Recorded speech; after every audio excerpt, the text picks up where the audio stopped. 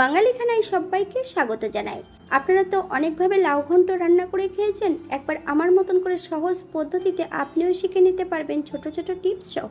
তবে আজকে আমি এখানে লাউ ঘন্ট রান্না করব মশলা ছাড়া। চিংড়ি মাছ দিয়ে কিভাবে লাউ ঘন্ট রান্না করলাম চলুন সেটা একবার দেখে নেওয়া যাক ভিডিওর মাধ্যমে। আশা করছি আজকের ভিডিওটি ভালো লাগবে। সকল বন্ধুদের কাছে অনুরোধ করছি সম্পূর্ণ ভিডিওটি দেখার।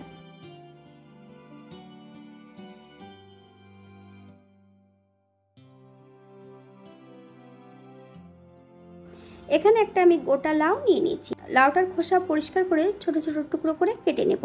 তবে লাউ টুকরো করার আগে কিন্তু লাউটাকে বেশ খোসা পরিষ্কার করে ভালো করে ধুয়ে নিতে হবে। তারপরে কিন্তু লাউগুলোকে এরকম ছোট ছোট টুকরো করে কেটে নিতে হবে। তবে আপনারা আপনাদের পছন্দ মতন লাউটা কেটে নিতে পারেন।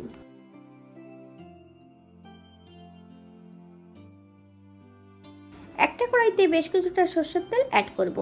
তেল গরম হওয়া পর্যন্ত অপেক্ষা করতে হবে।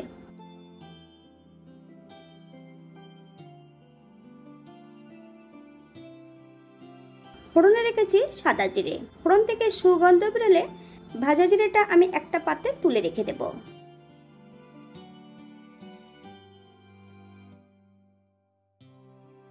একটা শুকনো লঙ্কা, বেশ কিছুটা চিংড়ি মাছ, হাফ চামচ লবণ আর হাফ চামচ হলুদ গুঁড়ো দিয়ে বেশ ভালো করে চিংড়ি মাছগুলোকে ভেজে নিতে হবে।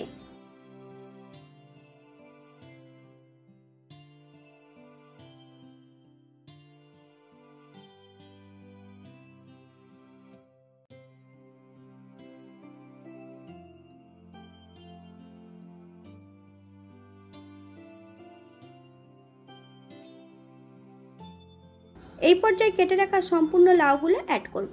তবে লাউ যখন অ্যাড করতে হবে গ্যাসের ফ্লেমটা কিন্তু হাইতে রাখতে হবে। হাই ফ্লেমে বেশ কিছু সময় রান্না করে নিতে হবে। আপনারা একবার স্ক্রিনের দিকে ফলো করবেন। একটা তেজপাতা, দুটো কাঁচা লঙ্কা অ্যাড করতে হবে। আপনারা যদি লঙ্কা পছন্দ করেন তাহলে পরিমাণে বাড়িয়ে দিতে পারেন।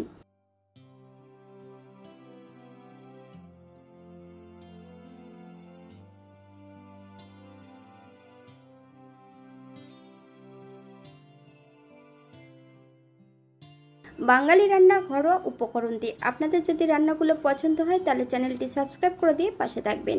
পাশে থাকা বেলটি বাজিয়ে দেবেন, নইলে নিত্য নতুন রান্নার নোটিফিকেশন পাবেন না।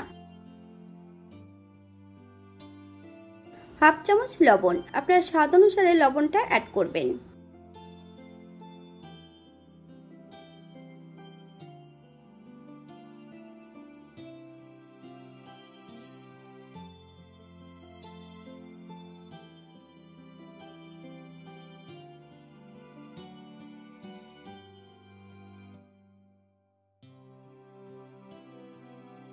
সাত থেকে 8 মিনিটের জন্য মিডিয়াম আঁচে ঢাকা দিয়ে রেখে দেব, যাতে লাউগুলো সেদ্ধ হয়ে যায়।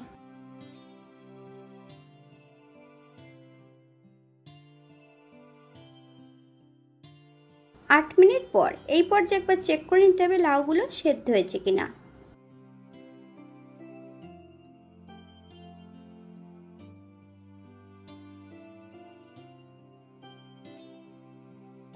এক চামচ চিনি অ্যাড করব। আপনারা যদি পছন্দ করেন তাহলে পরিমাণে বাড়িয়ে দিতে পারেন। তবে চিনি অ্যাড করার পর কিন্তু হাই ফ্লেমে বেশ কিছু সময় রান্না করে নিতে হবে।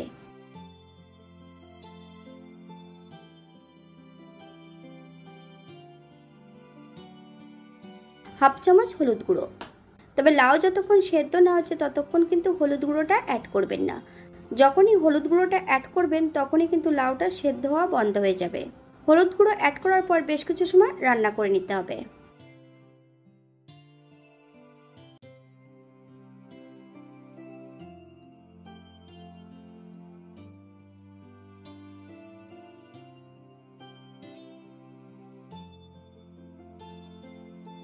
এই পর্যায়ে অ্যাড করব ভেজে রাখা সম্পূর্ণ জিরে। বেশ ভালো করে মিশিয়ে নিতে হবে।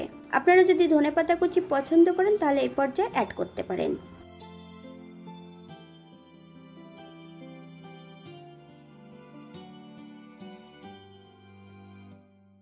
গ্যাসের ফ্লেমটা অফ করে দিয়ে 5 মিনিটের জন্য স্ট্যান্ডিং টাইম দেব। তারপর সার্ভ করব।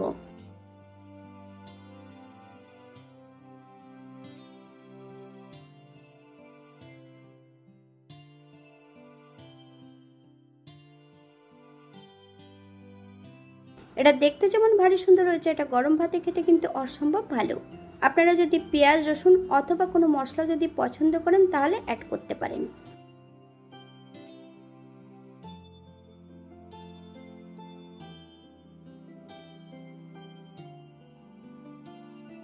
আজকের ভিডিওটি এই পর্যন্ত। সবাই সুস্থ থাকবেন, ভালো থাকবেন।